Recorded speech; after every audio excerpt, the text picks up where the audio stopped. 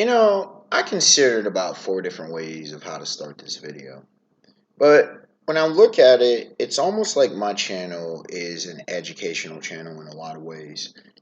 Sometimes it's like giving a doctorate in fiction and understanding fiction. And I think, I'll do more uh, of the teaching aspect, and I do it in my regular life. How powerful is Toon Force, right? In order to understand that, we need to understand what Toon Force actually is. What's good, y'all? You dub back here again here in 2022. Let's get it. Now, the question about Toon Force has reemerged and it resurfaces time and time again. People try to hit it up with the gag, like Saitama with One Punch Man, with Arale and Dragon Ball Super. Once again, different characters, but it really reemerged and resurfaced with the awakening slash gear fifth of Straw Hat Monkey D. Luffy in One Piece.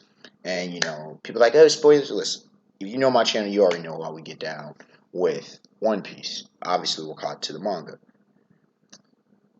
People don't understand Toon Force, and they never have. And people are like, but why does this matter? Why are you making this video? Well, it matters because if you're going to use a term, if you're going to talk about a subject, it's best to be educated on the matter. It's best to know what the hell you're talking about, or else you sound like a fool. You cause unnecessary conflict. You get wild.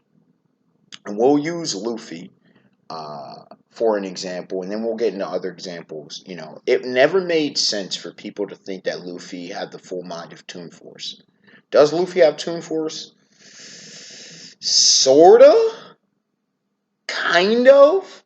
He taps vaguely into it. But Oda doesn't really touch Toon Force too much. It looks cartoonish, sure. That's the intent. But is it actual Toon Force? I would beg to differ. Because what happened, let's start it with Luffy and the misunderstanding of what Toon Force is, right? People think Toon Force is just anything can happen. That is not true. People think that Toon Force is just, cartoons are a separate thing. No, each cartoon has its own set, each world and or universe. I've said this time and time again, both in videos and outside of videos and conversations with folk, online, offline.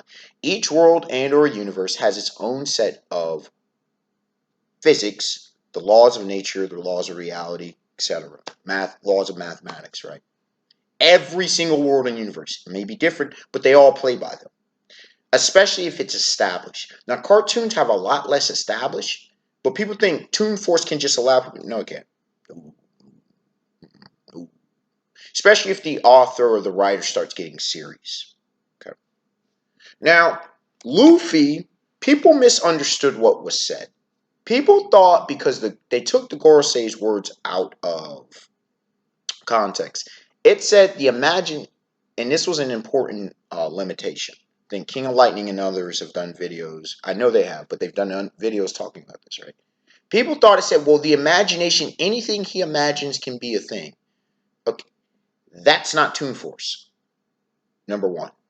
Number two, it said his rubber body. That already tells you a limitation that isn't really Toon Force. Even if he taps minusculely into it, or fairly enough, he doesn't have the full capacity of Toon Force. Okay. Now, for those who say, well, imagination supersedes Toon Force. So we get to the question, what is Toon Force? Toon Force is the temporary allowance of a character to break the laws of physics and to potentially reshape reality. I said potentially. Now, the common example is, for example, Looney Tunes. And it's usually localized, by the way. It can go further, but it's usually very localized. Like with the Looney Tunes, they'll create a hole in the ground. They'll pull a weapon, a mallet or something out of nowhere. Da da da. They'll disintegrate 1 second, they'll come back another. It's breaking the seeming laws of reality, and of physics, but it can actually be explained. Popeye, people brought up some feats about, he met with God in this 4 dimension. That's not Popeye's normal state. It was a temporary thing that happened. Oh, characters went outside and met the writer. Trying to think of some of the other famous examples. Of course, while doing this, I was thinking of the mask. The mask is practically an embodiment of Toon Force, if you will. People, I mentioned my homie. Shout out to Alchemist if he watches this. He talked about Ed and Eddie and whatnot, and what they were able to do. And you see, Ed's strength, or they're going into seemingly an alternate dimension, and just different shenanigans that occur, right? Toon Force, if you brought up Arale and Dragon Ball Super, you see that where she capped at. She capped at the God of Destruction. She capped at Lord Beerus, right? If you go, well, they're affecting the universe. Well, you've seen there's one Looney Tune where a goat goes to the moon and he eats the moon. Okay. Um, Dragon Ball, early Dragon Ball, where Son Goku's punching outside the panels. People break the fourth wall, do this kind of stuff, right? But just because Son Goku broke the panel, does not mean Son Goku was able to thus shatter reality. Okay? Just because, Bugs Bunny creates a hole in the ground to escape doesn't mean Bugs Bunny can't die. Just because they can pull mallets, guns, and hammers doesn't mean now they can just pull an impenetrable armor on. Right? Just because they have the potentiality of reshaping a universe doesn't mean they can reshape reality as a whole. It doesn't mean they become God Almighty. In fact, when you look at it, you really, when it comes to Toon Force and how powerful it is, maxes out at people in the power scale of say 40. You're getting to universal level. They might affect time and space, may get themselves in a way outside of time in some weird shenaniganery, may open up a pocket dimension, may leave their universe, but that's it. You don't really see Toon Force affecting multi universal levels of power. You don't see them get into the realm of imagination. You don't see them getting, dealing with sky fathers, these extreme deities, however you want to say it. So how powerful would it be, right? So we've seen Arale and others crack planets. Okay, we've seen moons be eaten. We've seen even universes potentially be altered in existence, right? That's all cute. We know gods of destruction in Dragon Ball Super can eliminate a universe. I would argue that Son Goku and Vegeta, especially if you're going by the anime's continuity, can do that.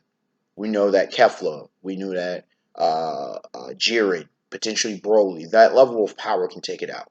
We're not even getting to the angels with Whis, the Grand Priest, Vados. We know we're not getting into Xenosama, right? We're Odin. We know what he can do. We know what Galactus can do if you're talking Marvel Comics. Potentially Mephisto. Potentially Dormammu, right? Eternity. Oblivion. So many others. Nightmare and so many more, right? The Living Tribunal. Thanos. Some versions of the Hulk. Some version, Doctor Stephen Strange. Adult Franklin and Richards. Molecule Man Owen Reese. Potentially Scarlet Witch. Obviously the one above all. I can mention many characters in Marvel, right? DC. Obviously we're not talking about High Father and Darkseid. We're not talking about, Doctor Manhattan potentially. We're not talking about, was it? Oh, what's Hongo's name? Not Pandora. Why can't I think of the mother of the Anti Monitor, the World Forger, and um, shoot, and the Monitor. It starts with a P. It's not coming to me at the moment of the video. But anyways, y'all know who I'm talking about if you've read Death Metal. We're not talking about obviously Mr. Mixapitalik, Mr. M. We're not talking about, and that's why I say it's not imagination. It's not the fifth dimension if we're talking in the terms of DC Comics. Toon Force is not actually that powerful. Many characters can defeat Toon Force. Toon Force is a form of reality warping. And originally I was going to say this at the beginning of the video or near the beginning. But anyone who would try to dispute and try to debate with me, we can have it. But it is a specific branch of reality warping. There are many reality warpers who can defeat Toon Force. Hell, Probably even Hellblazer John Constantine, with as powerful as he can be, can defeat it. The Spectre, if you know DC Comics, the Spirit of Vengeance, right? Obviously Lucifer, Morningstar, and Michael Demiurge. Obviously the Presence. Many characters, the one below all, the one above all in Marvel Comics. Like, Toon Force, again, you need a world to manipulate. And yeah, it allows you some funny shenanigans. But it's like, even like I said, even if you said Luffy was tapping into Toon Force, you see that Kaido is still able to fight him. Lin Lin would still be able to fight him. Shanks would still be able to fight him. Teach literally can counter his devil fruit with his own devil fruit. You know what I mean? So it's like, people think just because people have some wacky ability that all of a sudden it makes them godly and godlike. It might give them the tapping into the potential. You can hear me say tapping into, but that's what it is. Like, elder gods, higher dimensional beings, beings that don't even exist on the same realm of reality may not even be affected, right? So that's really how powerful it is. It's typically localized, but at most universal in scale. Like, if you want to say that potentially the wackiness of an, you know, Emperor Joker, right? Let's say you can say he had Toon Force, but actually he dealt with the realm of imagination because he had Mr. Mixapitolic's power, which imagination goes above Toon Force. Imagination is really dealing into the realm of thought, and Toon Force does not go into the realm of thought. Sorry to break it to y'all. That's why when y'all said Luffy, like, if Luffy was actually starting to go into like Grammy and Bleach, dude, that is broken shit. That is truly godlike abilities, and actually it matches with Bleach with the Quincy, because especially the Stern Ranger. I mean, you had X-Axis that could literally shoot through anything, and at one point was literally unkillable. You had Gerard Valkyrie, Mr. Miracle over there, the Miracle. He literally got stronger after every death. You killed him and he came back and he became more powerful and larger. You had not just Juhabak, not just Juhabak. You had or you watch, however you want to say. You had obviously my dog Askin. And I'm trying to think of what's my man with the J. He was second in command, but anyways, he had him and Uryu had ridiculous abilities as well. But anyways, unexpected one. Like, comment, subscribe. This video, it's not as long as some of my other ones, but it really just goes to show you that. I mean, it's really simple. To me, Toon Force was always simple. It's a lot of gags. It allowed the writer to get away with some shenanigans that they normally couldn't. But if you took it to a serious power thing, which I do power scaling and do power levels and things of that like on this channel, and I study fiction. If you've ever studied Toon Force, you've ever seen it applied in various ways, you will see that it's really not anything, to overly write home about. Like, potentially a Jean Grey, or some of the X-Men, or Apocalypse, depending on how he's written. Some of the Fantastic Four, I mentioned Hulk. Like, some of your favorite characters can potentially defeat Toon Force characters.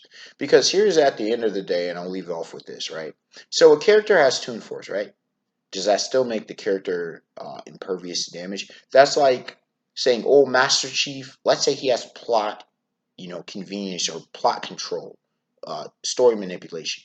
Does that make him unkillable, invulnerable? No. You just have to be able to hit him. And these characters who do these Toon Force shenanigans typically are not that powerful to even hurt most of these characters. Like, do you think Bugs Bunny, Popeye, or let's say Wile E. Coyote, the Roadrunner, you think they're hurting Thanos?